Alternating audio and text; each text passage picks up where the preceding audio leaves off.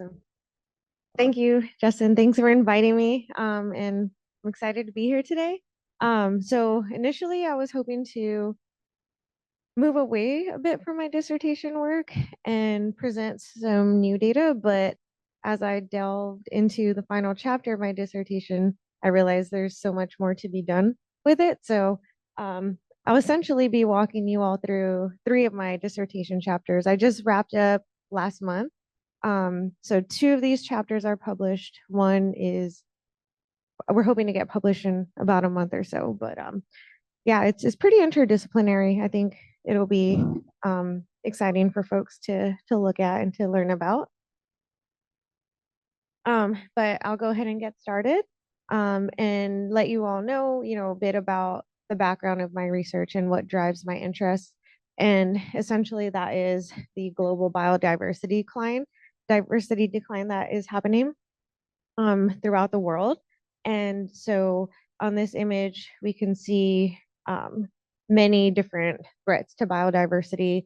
A lot of them happen in conjunction with one another. A lot of them pave the way for um, other threats. But when we look at them, we can see that there's a major theme here, and that is climate change, land use change, and habitat degradation is really problematic. And so this image actually, I should go back a bit, is focused on butterfly declines. But I mean, these are all threats to plants as well. So they go hand in hand. So for my dissertation work, I was interested in fire actually, and introduced species, specifically invasive plants here in California. And so I'm gonna go a bit into some ecological theory, and it's pretty straightforward, and it's known as the intermediate disturbance hypothesis. And that hypothesis suggests that when a disturbance is of moderate frequency or intensity, um, that species diversity is at its highest. So that in the case of my research is fire. When fire is not less frequent, not more frequent, but at this moderate level, we can expect that biodiversity, in particular plants in California, and even more specific, coastal sage scrub, the diversity will be at its highest. Now, if fires are less frequent or more frequent, that may not be the case. We could expect low diversity, and that is really the driver behind that is let's think about a plant that is just very competitive. Say, it does well after fire. It establishes and just prevents other species from establishing. Then our species diversity would be low. But overall, we can see that disturbance plays a role in both maintaining and disrupting biodiversity and ecosystem productivity as well.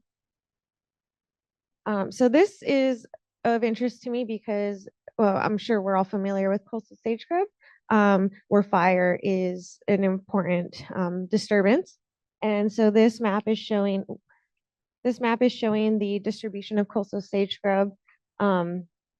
And we all know it, we're very familiar with it, I'm sure. It's the ecosystem that is home to our what is called super blooms, and they make the media. I was actually in Florida for training last month, and there was folks there from all over the world, and I asked a few of them, do you all know what super blooms are? Like, does what goes on in California, like, is that making its way to where you're at? So some folks were familiar with it, other folks weren't so much. And it just opened up a lot of questions, and they weren't actually ecologists.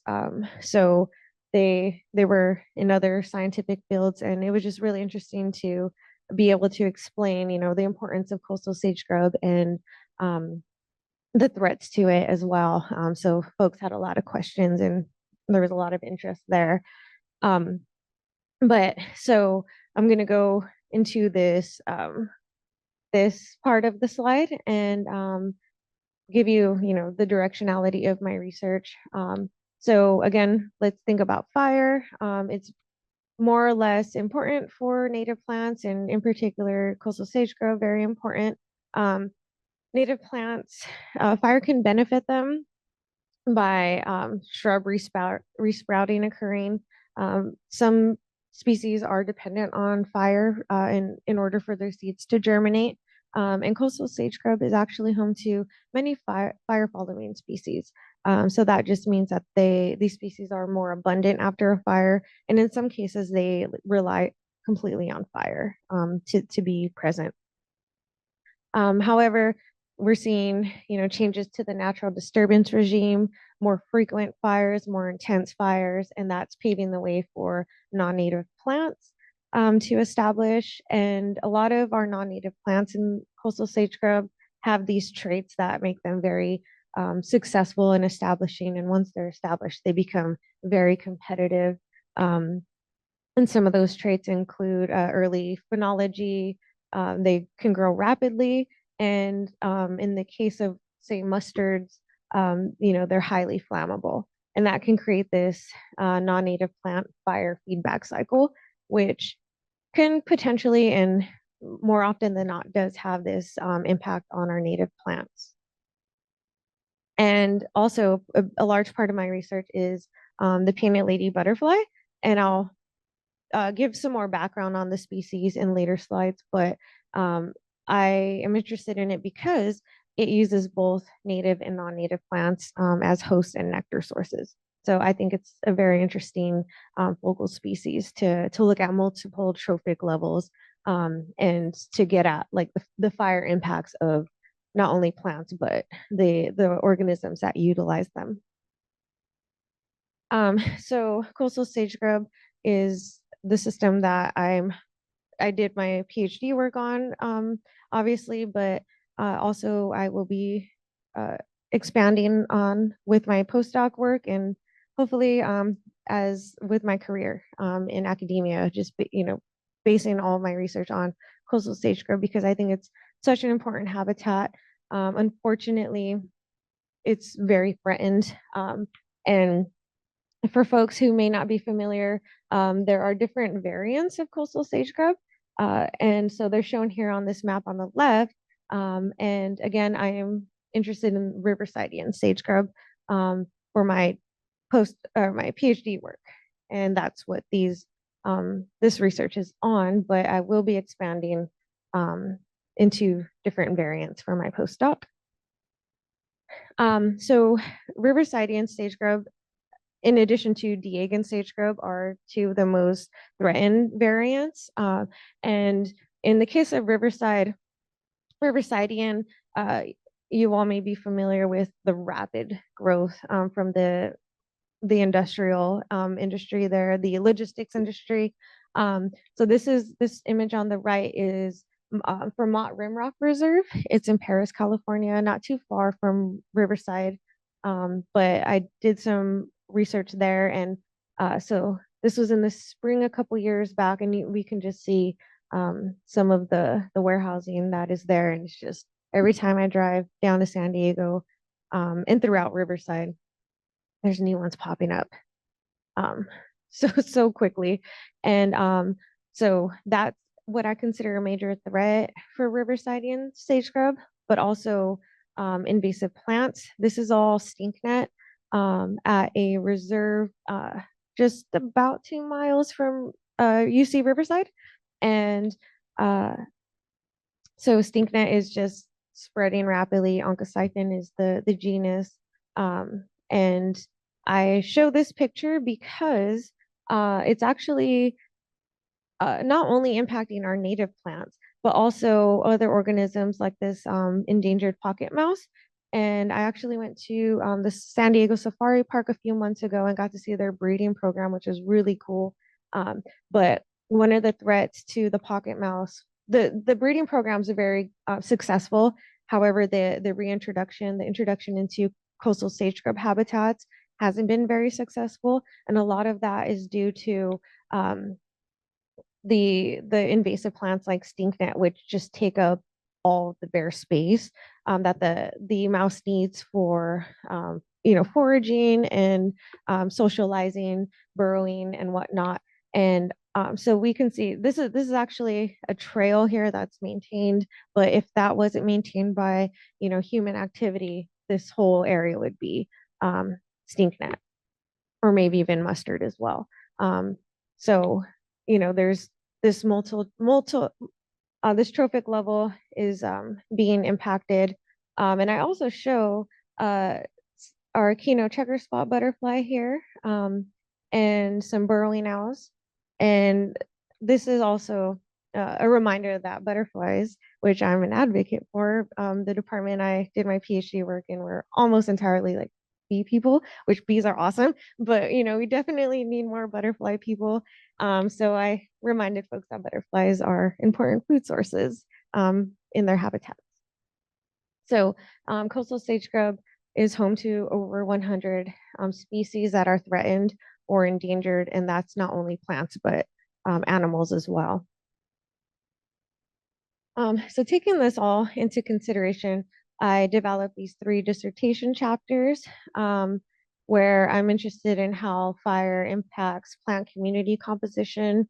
I was interested in which host plants in coastal sage scrub best support painted lady butterfly larval survival, particularly, and then also what painted lady butterflies are using in coastal sage scrub as nectar sources. So I'll jump into the first chapter, which isn't published yet. Again, it's such a large data set. I'm hoping to get at least one paper out of that out in the next month or so. But we just keep, asking more and more questions as my now former advisor. We could just look at these data all day and probably publish multiple papers from it. But I studied the plant recovery in the Blaine fire, which took place in Riverside, the city of Riverside in 2017. So here's an image of, you may not be able to see it, but this is UCR. There's the bell tower there. This fire took place right behind the campus, and this mountain range is called Box Springs Mountain. Just here are some images of the firefighting that occurred there.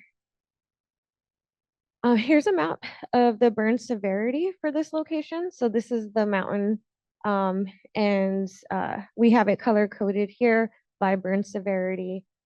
Low is what we're seeing a lot of, and that's this bluish color. There's some moderate severity areas, and they're shown in yellow.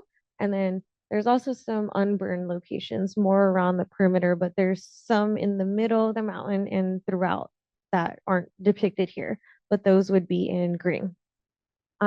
So I set up some plots in the spring of 2021 at this location. And we actually discovered that there were 2 dominant community types here. One was we call a mixed shrubland. So we had a lot of black sage, we had some encilia, some brittle bush, we had a lot of native forbs, but also invasive grasses as well in this mixed shrubland. And more or less, this area was dominated by brittle bush area, Encilia farinosa, and so we established a total of 8 burn plots and paired them with 8 unburned plots nearby. And I did these monthly field visits to record plant data from March 2021 to May 2023. And so I will walk you through the data that I collected, but these are all ways that we measure plant diversity. And one of them is straightforward, it's foliar cover. So let's just think of this box as one of my research plots.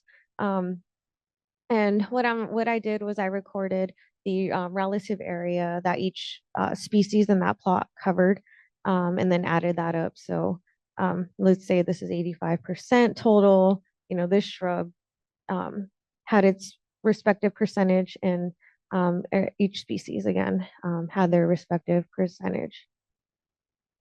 I also recorded species richness, which is just the number of species that are occurring in that plot. So here we have 5 species total, very straightforward. And another metric I recorded was beta diversity. So that is shown here, and we are defining that as the difference in species composition between 2 sites or 2 communities. So as we move from site A to site B, what is the difference in species composition? And again, from B to C, C to A. But I'll go into detail a bit more with some following slides. Um, but let me jump into some results here, and these keep changing because we keep thinking of different ways to break this down, because essentially it wasn't so straightforward as, burn plots had such a difference than unburned plots. It was actually um, driven a lot by our dominant communities. So we're looking at mixed shrubland here. And we're looking at our different functional types. So we have native annual forbs, native perennials, shrubs, native shrubs, and then some invasive plants, including grasses. And so this is the percent cover. These bars are showing the difference between our burn plot and our unburned plot. And in the case when there's asterisks, that's just telling us that there's a difference between cover in the burned versus unburned plot. So a lot of things are going on here, but it's, worth noting that in the case of native annual forbs and invasive grasses, as well as invasive perennial forbs, our unburned plots actually had significantly higher foliar cover. And in cases such as our native shrubs and invasive annual forbs, there was actually no significant difference between our burned versus unburned plots. So now we're looking at the Encilia farinosa dominated community. Again, differences, it's not all like, every single functional type was higher or lower in cover. It varied a lot. So super interesting. And again, this site was, heavily dominated by our native shrubs. And in this case, the unburned plots actually had higher shrub cover than the burned plots. Lots of invasive grass cover as well. So this is just showing you the 2 community types, the images that we just saw, but together, so you can look at the difference. The This Encilia dominated community didn't have such high cover when we look at it compared to our mixed shrubland. So, that just posed a lot more questions. I could be here all night talking. I took a lot of measurements, such as like precipitation, historic precipitation, distance of these plots from the nearest road or structure, a lot of different variables. And hopefully, like I mentioned, we get that paper out so folks can tease it apart a bit based on what they're interested in. So I'm going to move into our species richness. Again, that's just the number of species that were present. And in our mixed shrubland, we had very high species, well, significantly higher species richness for our native annual forbs in burn plots, and native shrubs had higher species as well in burn plots. So our Encilia dominated community, again, very variable, but here we see some high species richness for native annual forbs, native perennial forbs, and native shrubs as well. Again, comparing species richness between the 2 community types. Yeah, I'm still teasing this apart a bit more. But I'll actually go into our beta diversity. So these plots are called rose plots, and what they're showing is each species contribution to beta diversity. So we have our mixed shrubland, burned and unburned plots here, and these are the species.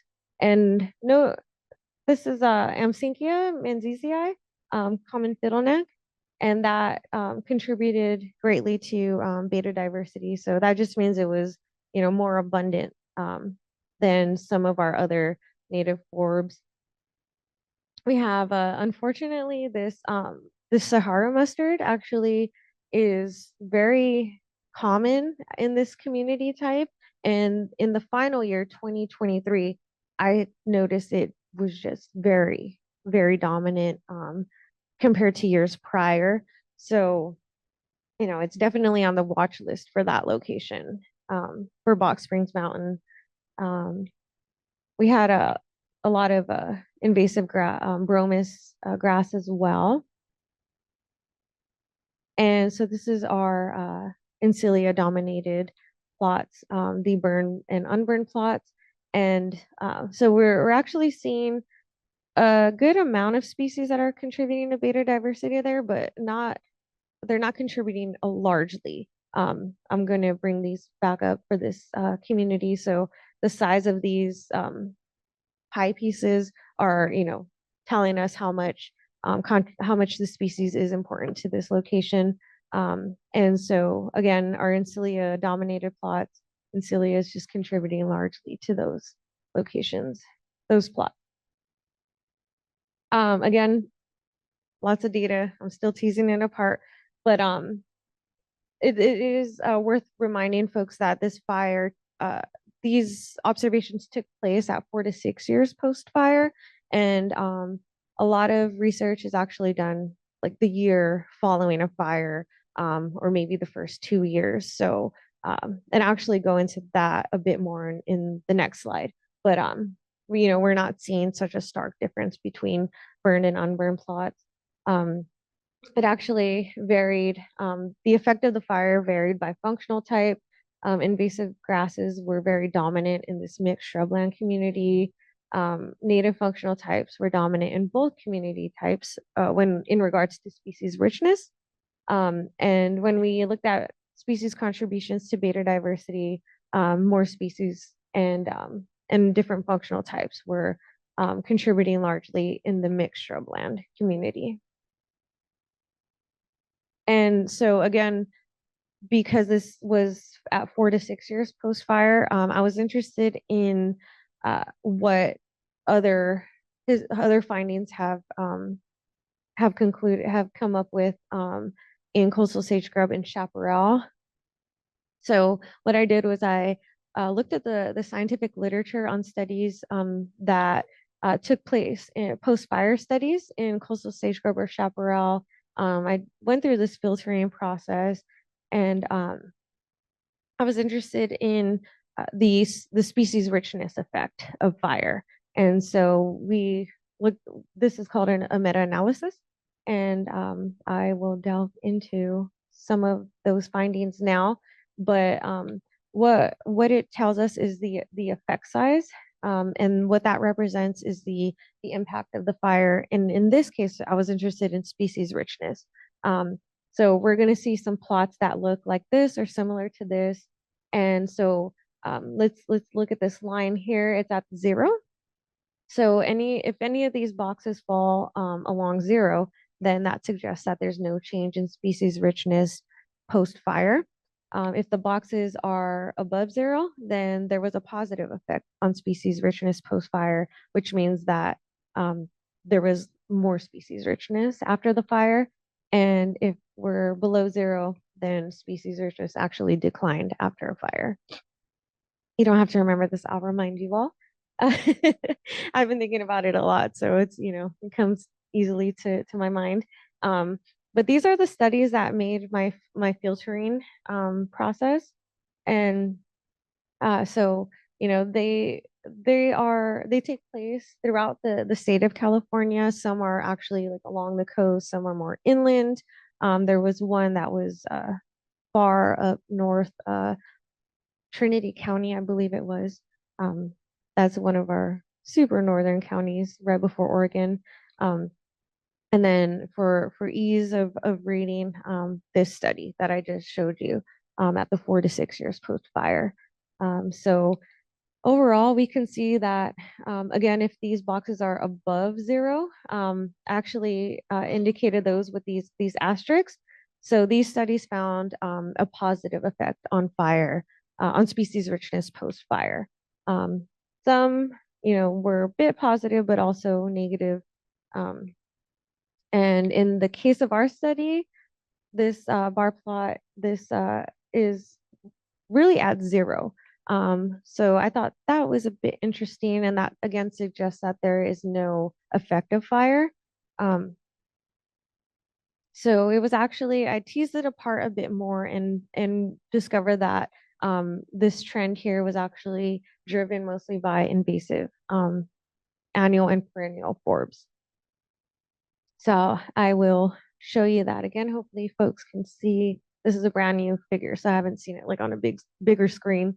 Um, but what I have here is for the study I just went through at Box Springs. We have all plants, but then we have them broken down by native and also functional type, annual, perennial forbs, and shrubs. Shrubs are the darker shade here. And then we have invasive plants. And again, um, there's just, some are responding positively, maybe negatively a bit, and just invasive plants are just positively, their species richness is just positively impacted by this fire, which isn't very great. Um, but that's, someone has to do the work, and we find these things and then we come up with plans, right, on what to do about it. But again, I mentioned that these studies took place throughout the state of California, but they also took place um, along a timeline of years since fire. So these studies in particular were at 1 year post fire to six.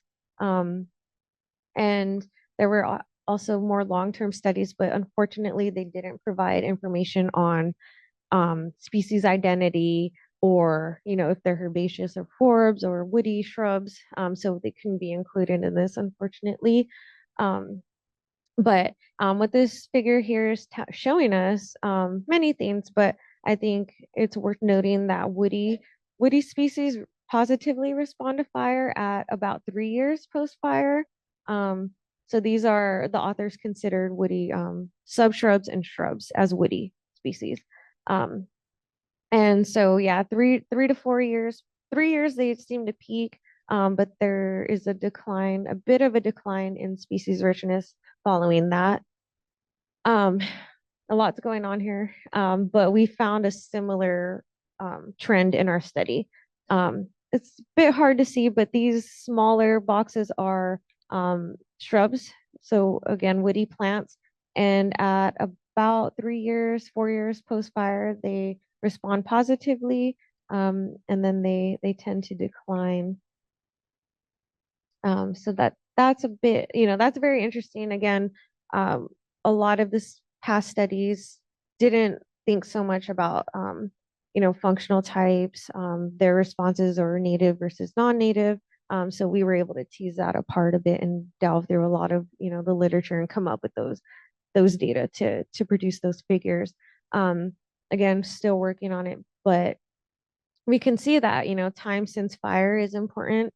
Um, and, when I looked at my study, there was no significant effect on species richness at 4 to 6 years. But when I looked at the response among the functional types, then, I saw different patterns occurring. Um, and so site characteristics were also important in the case of our shrubland, mixed shrubland and Encilia dominated. Species level was super important. Um, and that, I think that really just highlights the fact that we need to think more broadly about fire impacts, and hopefully future literature, future studies will include as much information on the species that they're seeing, and their specific responses to fire, and that can help us with restoration efforts and whatnot.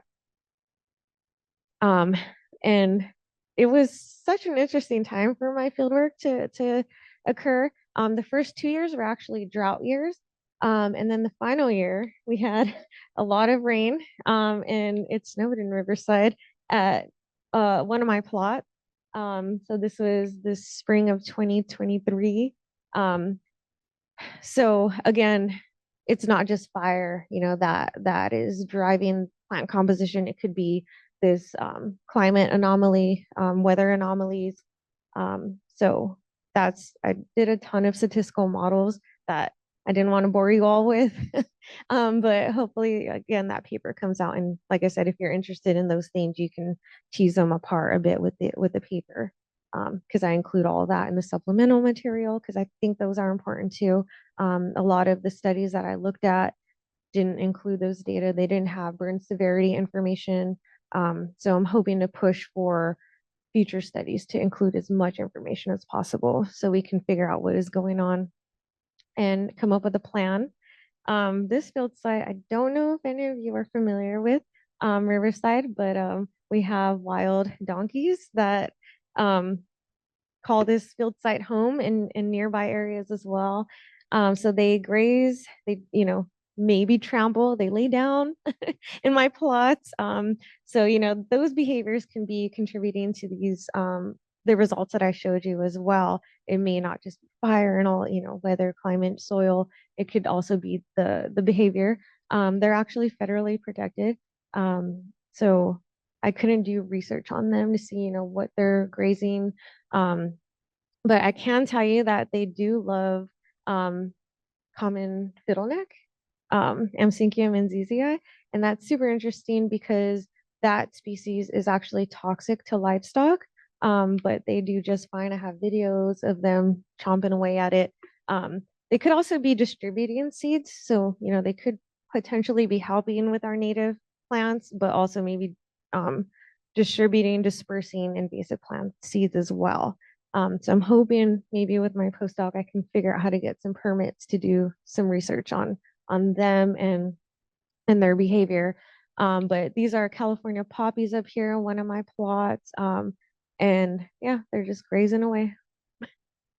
I love them. I actually got a tattoo of them. Like I'm a huge advocate for them. Other ecologists in the area aren't so much, but no one's done the research, so we don't know if they're helping or harming any natives. But yeah, it's worth thinking about. And again, different factors were really influencing plant diversity post fire in my studies. This is a low to moderate severity fire. I want to remind you all again, perhaps it would have been a totally different story if it was a high severity fire. And again, unfortunately, a lot of the literature does not include information on fire severity. And again, 4 to 6 years post fire. And actually, I will be continuing in the next couple years with the some of these plots. So maybe I can see the trajectory a bit more down the line. So I'm gonna switch gears a bit and talk about painted lady butterflies. So for this chapter, it was actually published, came out earlier this year. It's should be open access. If you all can't, if you're interested and you can't access it because you don't have a subscription and don't pay $40, $50, I don't know how much it is. At the end of the slides, I have my email. I'm happy to send it to you, the PDF version, so you all can read it. But I was interested in what the peanut lady caterpillars are eating in coastal sage scrub because this species is thought to be a huge generalist, meaning it can eat pretty much any plant as a caterpillar and survive. It didn't seem quite right because I wasn't seeing that occurring with earlier research that I was doing. So it brought about this study. And this is tree tobacco. It's reported as a host plant, but we didn't see such great results on it. Um, but I'll tell you a bit more about why this butterfly is interesting. Again, it's thought to be an extreme generalist. About 100 host plants in California are thought to be host plants for the caterpillar, and that includes native, non-native, invasive, ornamental, and agricultural plants as well. Um, but interestingly, this species is available commercially and it can survive on an artificial diet. Um, so that's shown here. Uh, and yeah, so that actually made it very easy to do a study with. And I will give you a warning, a caveat to this study that all most of these um, caterpillars were actually commercially sourced. And this commercial, uh, these are actually from the East Coast, and they're bred in captivity for who knows how many generations. So I will caveat that, and I'll delve in a bit more about what that may mean in a few slides from here. Um, but these are the host plants that we selected, putative host plants, to test the survival on. So we have them shown here, also their photos. And so these four are actually native plants, Spiralcia, Abutilon, Malacathamnus. But we also have some invasive or non-native plants as well that we tested. Tree tobacco, Nicotiana, also this bull thistle, Cirsium vulgare, which they seem to love in the wild. Uh, Here's a table of the results. I'm going to go back and let you all know I ordered a ton of eggs, and about 1,000 or so eggs were used in the study. Again, commercially sourced eggs, and I placed them on these plants, and just followed, survival. And these are the results. Um, Again, a lot going on, but the takeaway here is that mm, really no one survived. Uh, Unfortunately, maybe fortunately. Um, and also, uh, I did these artificial diet configurations where I tested larval survival on artificial diet for about 6 days. And then I switched them to Cirsium vulgare, which is bull thistle, an invasive plant, and then vice versa. And I also did an artificial only diet. Um, and interestingly, everyone died. Um,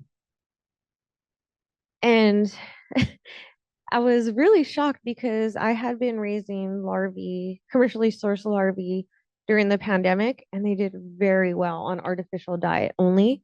So I was like, okay, well, maybe these larvae will do well as the same, but they all died.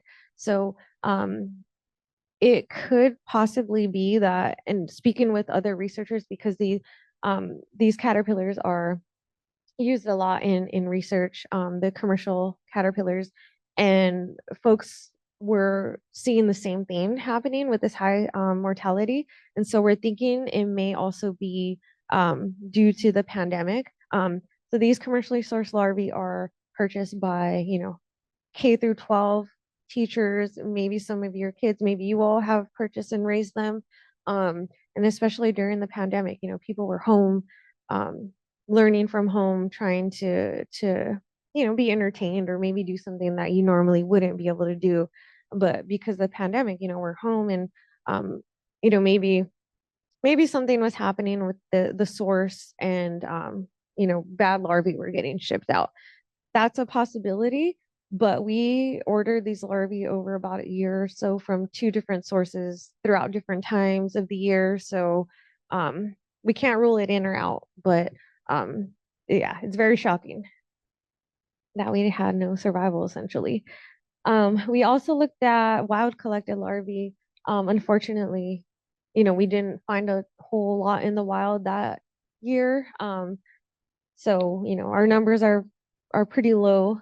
And so we did see some good results here with the native annual forb Amsynchium menziesii. Again, common fiddleneck, one of my favorite plants. Um, and so yeah, we had 100% pupation rate, so that means that they form their chrysalis. And in the case of this plant, again, 83% emerged as butterflies. And they lived about 20 days, which is pretty average for this species. Um, this invasive, well, we collected them on this invasive plant, but then raised them on Cirsium vulgare just because we didn't have a whole lot of plant and they eat a lot. I don't know if you all are familiar with larvae, but they eat a lot. Um, so, with this, we had zero pupation, no survival. The caterpillars lived to 18 days, but they didn't form their chrysalis. Bull thistle, again, I see them chomping away on this in the wild a lot. So we had relatively high survival to pupation, and then all of those um, resulted in butterflies. Um, so, again, these are wild collected larvae. If we had more to find in the wild, we could, definitely build upon this, but that's hopeful, you know, versus our commercial larvae. Um, so here's our larval survivalship curve that we went ahead and calculated, and it's just, telling you how at how many days what the percentage of the species of the larvae surviving on that treatment. So we see a range here, almost all raised on this I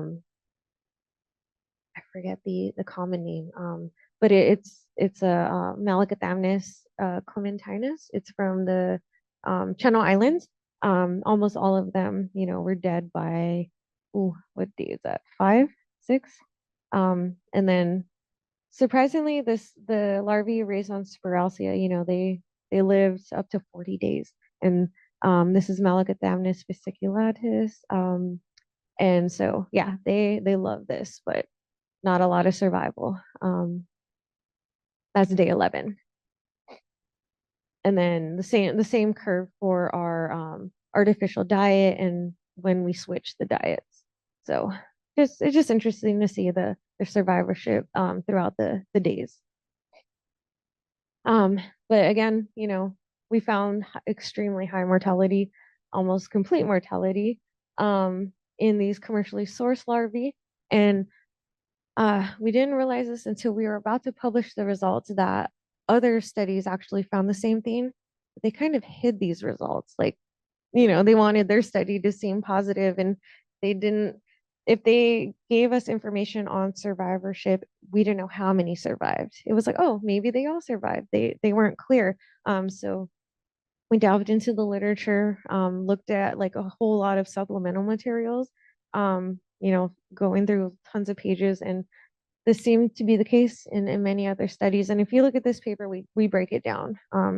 And we put the study that we came across and what their findings were. Um, but there was high survivorship on more or less on our wild collected larvae, and 100% of them pupated on this common fiddleneck. So taking this all into consideration, I think it's important work because we're constantly asked, what should we plant in our gardens for butterflies and for pollinators, bees and whatnot. And a lot of the plants reported, may not be suitable. And it's also possible that, at one point of the larval life cycle, that plant is great, but they need to perhaps move to a different species to maybe get some different nutrients.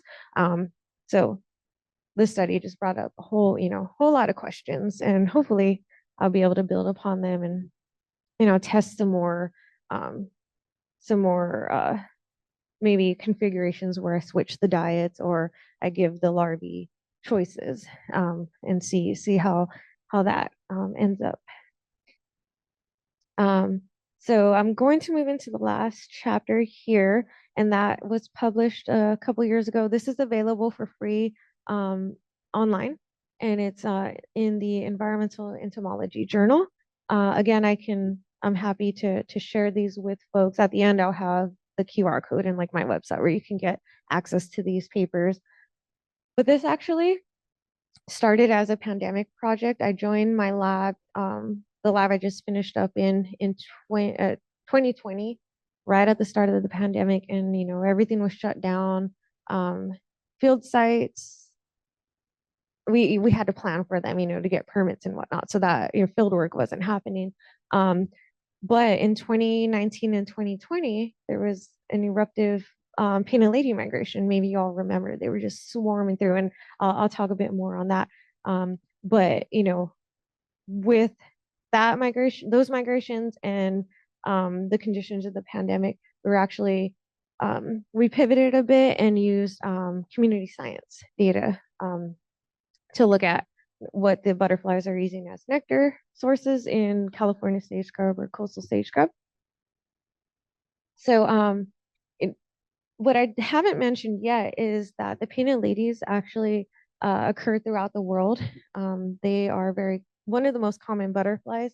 Uh, and not only do they migrate in North America, but they also migrate in Europe to Africa and back across several generations. Um, and so this migration happens almost like clockwork. So it's very well studied. The actual length of the migration is about 7,500 miles. And so, they go over the Alps in Europe, they go over this Mediterranean, and across the Sahara. And I think it's just really neat. Um, and again, it's very well studied. The final leg of the migration was just discovered last year or this year, I believe. But super, super cool. Uh, so unfortunately, this video isn't working, but I'm sure it would be hard to see anyway. But we all can imagine what butterflies look like, in the millions moving through. And that's actually what happened again in 2019 and 2020 for this species, in what I call the Western North America migration. And you couldn't drive down the road on the freeway without just smashing them. And this actually captured the headlines throughout the country and actually throughout the world, because people, including myself, were wondering, what species, what is going on in these monarchs. A lot of people thought they were monarch butterflies. Why are they swarming through like this? This isn't a common thing. So again, it just brought up a whole lot of questions. And it was a very opportunistic time for me to just, try to answer these questions. Um, so again, I use community science data. I use iNaturalist actually, to look at floral resource use. So, what plants are they using for nectar throughout California shrub scrub habitat, and also maybe these community science observations could tell us a bit about the migratory route. Again, this was an eruptive year in 2019 and 2020, and that we termed that and we coined that term. It's actually used in like bird research, and I come from a bird lab, so we're like, oh, let's just apply this to butterfly migrations. So we're calling these mass migrations eruptive, and then we're calling all other years non-eruptive years. Uh, and what we were interested in, what these observations could tell us about, again, a potential migratory route, and also what's going on throughout the years. Um, Maybe you all are familiar with iNaturalist. I love it. It's super informative. Use it all the time. But if not, this is just showing you, what an observation is looking like. This is a painted lady butterfly that I saw in Paris, California in 2020. So, it breaks it down by location, date, time in most cases. Sometimes it tells you exactly like what it's doing, if it's alive or not, if it's an adult, a larva, if it's nectarine, sometimes it'll tell you what the plant is. But it's super informative. It's a great tool. If you all contribute observations or to any other type of platform, it's so helpful for research. So please keep doing it and tell everyone. But so I downloaded all observations. Actually, in California, it was about a little over 10,000 painted lady observations. Um, so that was no, I'm not going to do that. So again, I was interested in shrub scrub habitat. So I was like, okay, let's filter these observations by shrub scrub. So that's depicted in this like tan color. It's hard to see in some cases, but um, all these purple dots are in shrub habitat. And the observations went as far back as 2005. So we had a little over 2,000 observations that we worked with, and in each photo that was submitted, we actually identified what the butterfly was doing. If it was on a plant, sometimes it was on the ground or like in a person's hand or like a net. Maybe it was dead on a car grill. So we just annotated, all of that. And I had some undergrads who had just joined the lab, at the most unfortunate time for them during the pandemic. So they were happy to get any type of research experience. So, it was great to go through all these. Um, and so we compared again observations throughout these eruptive years when they're just swarming through in the spring, and these non-eruptive years. So this table is showing the most frequently observed plant species that the butterflies were nectaring on in photos. So we see a mix of some native plants. We have some ornamentals as well as some invasive or non-native plants of all different colors from, yellow, purple, red, orange, white. I think this is super informative because again, when we're, suggesting to folks what to plant, sometimes color may be important for specific pollinators, but in the case of painted ladies, they seem to visit any color flower. So, super interesting there. Um, and there were a lot of different plants that we identified, a total of 329 different species actually that the butterflies were nectaring on. And in this case, in the photos, we could actually see their proboscis or their tongue, in the flower. So it's clear that they're nectaring or at least trying to locate some nectar in that flower. Um, and so there's actually this Jeffrey Caldwell PDF.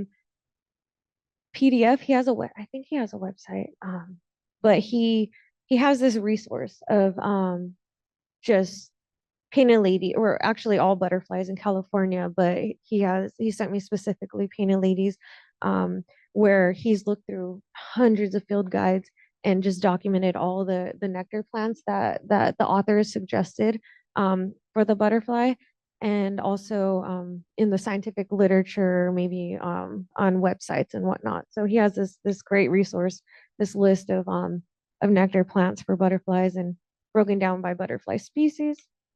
So for painted ladies, actually we found 195 species that haven't been previously identified as nectar sources. So I thought that was really interesting. Sometimes it's hard to identify a plant to species, as we all know, based on a photo. So in that case, we at least got it to genus. So 25 plants we were able to identify to genus, and then 20 genre are actually newly identified nectar sources.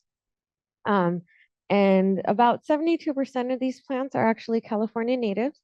Um, and the uh, the paper will actually have all those plants if you're interested in them. Um, and yeah, so we were also interested in where these butterflies were observed during these eruptive years and these non-eruptive years. So we broke that down further as well. And again, eruptive is just when they're swarming through. It's clear, it's obvious that they're migrating. There's just millions of them, and they're going in a northerly direction. And I did not mention that this migration is thought to originate in Baja California, Mexico, and along the U.S. Mexico border. And it actually goes up to as far north as Canada. So we found actually 63% overlap in observation locations. So it wasn't, clear to us like, okay, during these eruptive migrations, they're, more inland or more coastal. It's just scattered. They're everywhere. So that just makes it, much more difficult to to get at the migratory behavior versus any other year. I didn't mention this either, but these are we have resident butterfly painted ladies as well in California. So they're here throughout the year. So again, it makes it very difficult to get to, you know, migratory behavior. They're intermixed with resident populations as well. Um, but what we can see is that these butterflies occur throughout the year in in uh, in California. And we broke it down even further by plant functional type, you know, that they were nectaring on. So there's this peak here in the spring of butterfly observations, and they're mostly nectaring on forbs or herbs and shrubs, some trees as well. And I thought this was really interesting because I was looking through the literature on painted ladies, and in this 1970 paper, they actually they were reported absent during the winter, historically in North America. So this tells us otherwise.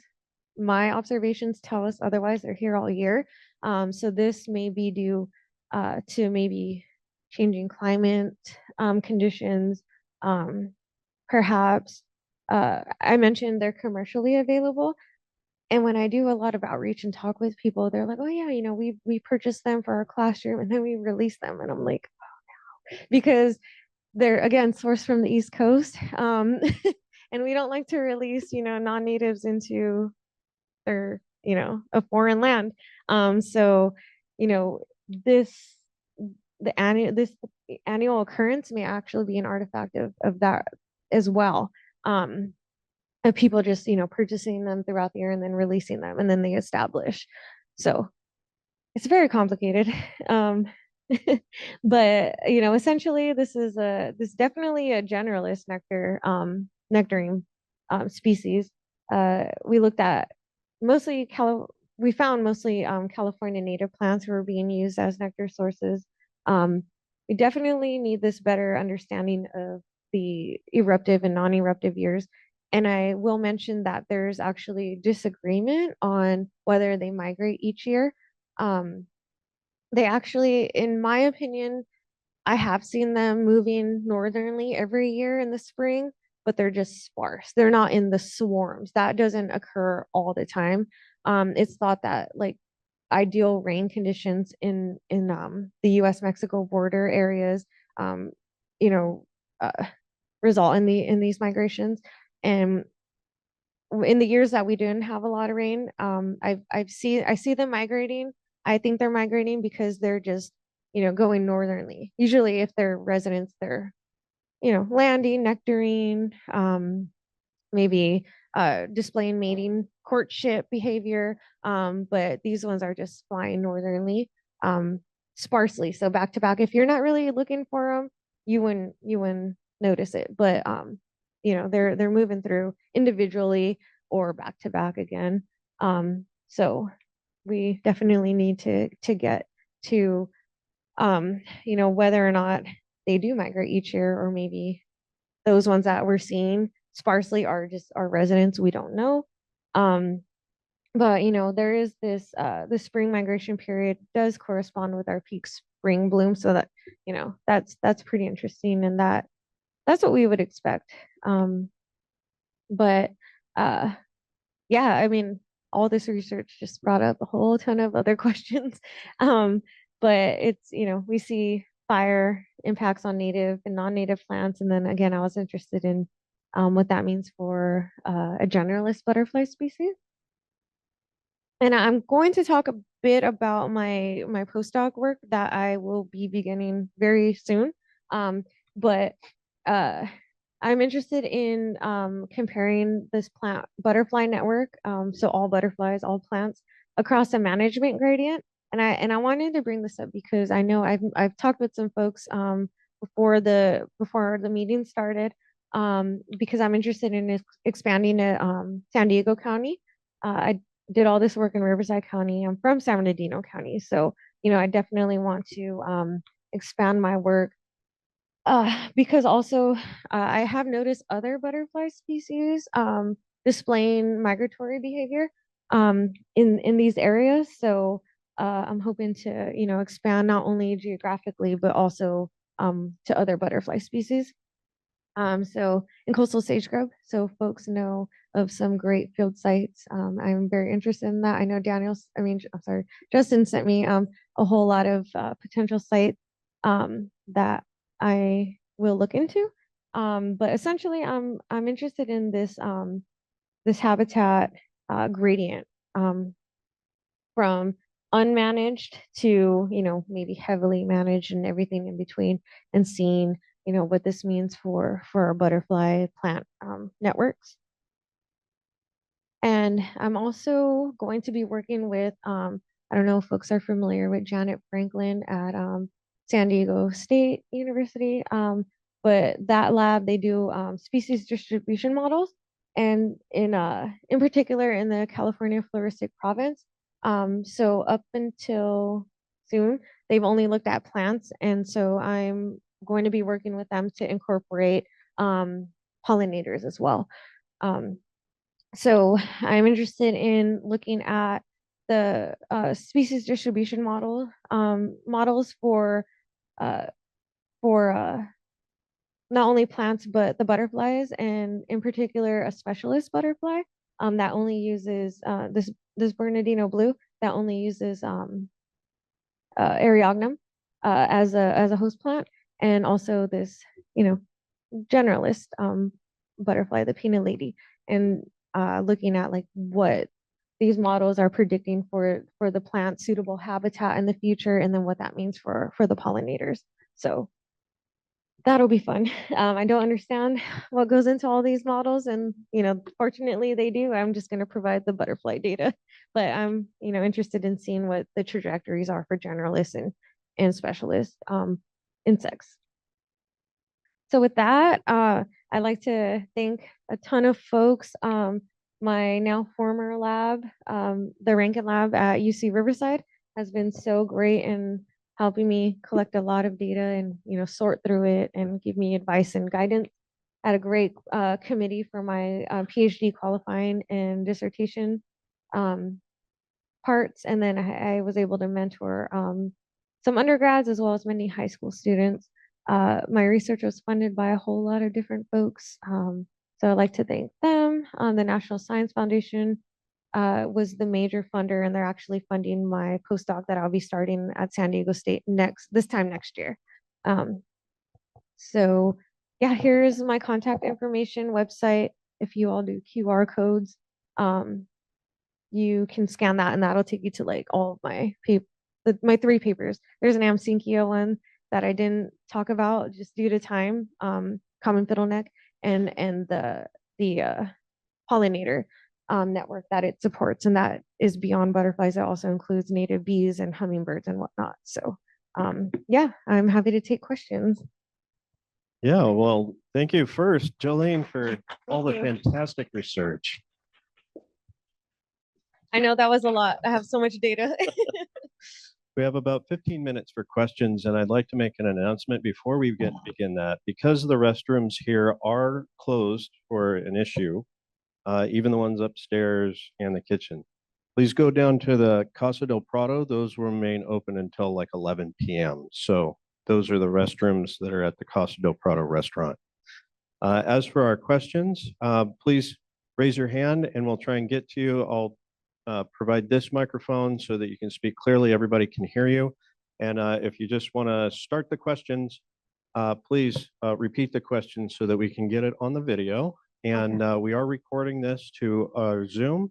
We hope, with Dr. Saldivar's permission, that we can put this up on our YouTube in an edited fashion so that we can get all of the information that you've seen here this evening online within the next few weeks, hopefully. So with that, 15 minutes worth of questions. Let's start here. I have a question regarding the butterflies that were commercially purchased and raised on, I guess, the lab mix. Was that the same mix that the company uses to grow these butterflies on, or was it another one that's in the literature?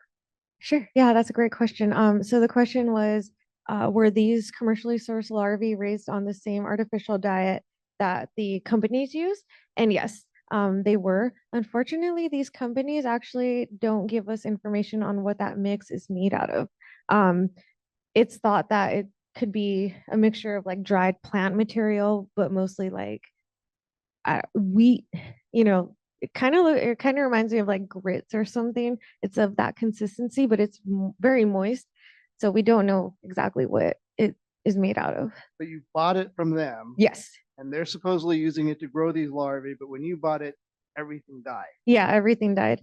Yeah. And that actually again wasn't the case during like at the start of the pandemic. Actually purchased them from the same companies, but as larvae already, they weren't eggs. They were already pretty large larvae when they were shipped and received, and they survived and mated. And I had about 1,000 butterflies at one point at my condo. Like, so they did well then. But when we started this study, mid to late pandemic, they didn't do so well. So again, it may be there was something going on at the facilities, maybe because of the demand. They were just breeding them, and maybe they were more densely kept and got infected and just transferred it. We don't know. You're sure that the pasta that just or lab was contaminated and that's why all the larvae died? I mean, can you rule that out? Yeah, so we ruled out any lab contamination.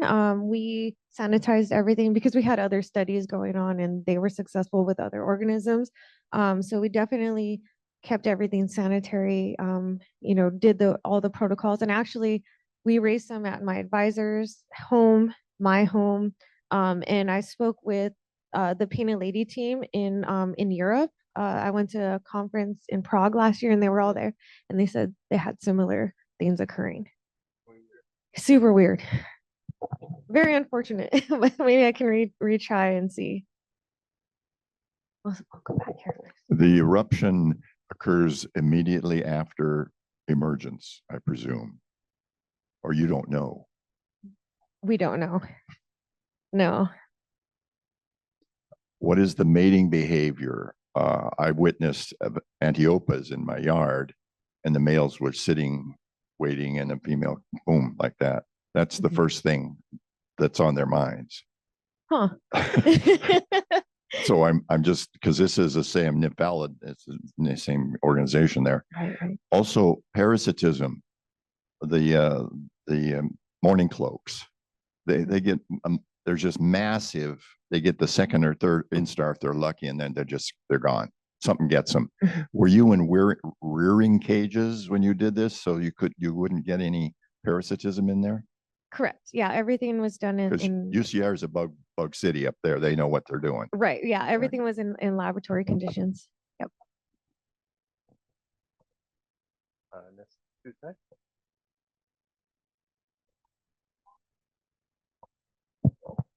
My question is, you said that people were raising and then releasing butterflies. What sort of issues does that cause? Yeah, that's a great question. We talk a lot actually about it in the discussion of that paper, with some great references to studies that actually did work on what we discussed. But a major concern is just introduction of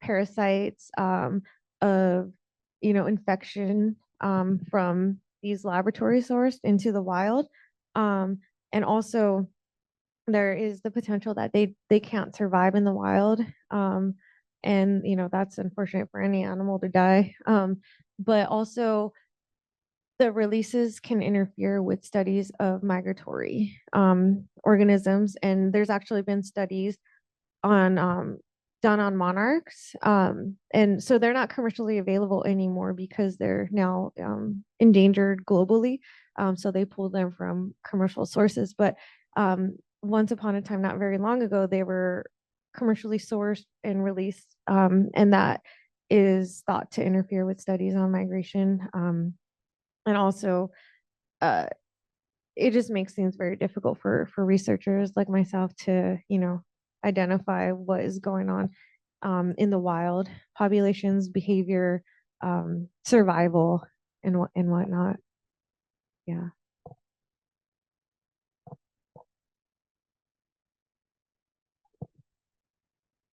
So I'm new to this, but what I'm wondering is the genus and species of the butterflies that you purchased or the eggs, are they the same as the ones that we have here in San Diego? Correct. Yes, Oh, they are. Yeah, the purchased ones are the same species. Are they Mhm. because painted ladies you said are throughout the world, are they all the same genus and species? They are. Yeah, there's similar looking species in the same genus, and sometimes they can hybridize. But the ones that we purchase are actually Vanessa cardui painted ladies, the actual species. Yep. Going back to the plant stuff at the beginning, Mhm. looking at the Box Springs Hills there, it always looked to me like they had experienced a long history of artificial fire frequency, and it never, to this day, doesn't to me look natural. So I'm wondering if you took into account frequency and perhaps type conversion as maybe a parameter to be looked at in terms of like the difference between the burned and the unburned. Yeah, so unfortunately, there aren't like historic fire maps that were available. Perhaps I can, delve more and try to locate them. But the map that I showed of the fire severity, that resource, the MTBS, I forget what it stands for, but that is a intergovernmental organization. And the fire has to be at least 1,000 acres for them to produce that map. So perhaps past fires weren't large enough, so that's why we can't get the severity maps. But yeah, my advisor, she actually owns a home right along the hills, and is pretty um pretty familiar with the fire there. But we don't have anything aside from just personal observations to go off of. Mhm. Yeah, and it's heavily used recreationally. And then there's towers up at the top, and the utility companies and different folks are constantly driving. And I noticed that along those roads, that's where we see a lot of the invasive mustards and stinknet. So that's why I incorporated the like distance from road or distance from structure, because there's houses as well, and people have gardens and whatnot. So I was thinking maybe there's a spillover, but that wasn't the case in most of the statistical models on being important for the plans, the cover, and the different metrics that we looked at. I want to compliment you on your studies. You attempted to ask a lot of questions, and this kind of illustrates how science progresses. Asking a question leads to more questions, one Right. after another. Excellent. Definitely. Thank you. Yeah, it's a lot of natural history that my dissertation was on, and a lot of the work that comes out of like UCR, and labs that I collaborate with are more applied work. And how can in the case of like a lot of our native plants and the painted lady butterflies, like it's hard to apply or try to restore or try to do some conservation work when we don't understand the basic biology of the organism. So I had to step back a whole lot and try to get to that. Thank you. Last question. All right, I'll bite. It's fascinating on the post-fire recovery how the species diversity of coastal sage scrub tends to come back into full expression about 4 to 6 years afterwards. How long does it take for the return of the butterflies? So that I don't know. I haven't. So unfortunately, those 3 years that I collected data weren't very great butterfly years, believe it or not. So I don't have a lot of butterfly observations in those plots. I do have some throughout Box Springs, but they're not in burn plots, so I couldn't compare it. So we stepped back again and went to community science, iNaturalist and GBIF, which also includes natural history museum like specimens. And a lot of the times, the collector will note what plant species the butterfly was observed on. So we're stepping back and going to that to kind of supplement our lack of data. So I didn't get to share any of that because we're still working on that. There's a lot of observations to sort through. Well, Doctor, thank you so much for your time this evening and all the great work that you've done. Thank you so much. Thank you, everyone.